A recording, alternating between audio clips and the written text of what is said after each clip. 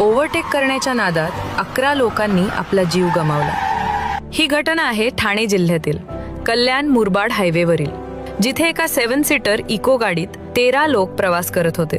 त्या इको गाडीच्या समोर एक दुसरी कार हळू चालत होती। ड्रायव्हरला घाई होती आणि त्याने त्या कारला ओव्हरटेक करायला सुरुवात केली, पण त्याच क्षणी समोरून एक भरधाव ट्रक येताना दिसला। ड्रायव्हर घाबरला, गाडी पूर्णपणे अनकंट्रोल झाली आणि थेट त्या ट्रकवर जाऊन जोरात आदळली। धडकेचा आवाज इतका जोरात होता की आजूबाजूचे लोक धावत आले, पण तोपर्यंत खूप उशीर झाला होता। गाडी पूर्णपणे चिरडली गेली होती। त्या गाडीतले 11 लोक एका क्षणात कायमचे निघून गेले आणि 2 जण अजूनही मृत्यूशी झुंज देत आहेत। गाडी चालवताना काळजीपूर्वक चालवा, कारण तुमची एक चूक तुमच्यासोबत इतरांचंही आयुष्य घेऊन जाऊ शकते। या अपघातात मृत्यू पावलेल्या सर्वांना भावपूर्ण श्रद्धांजली।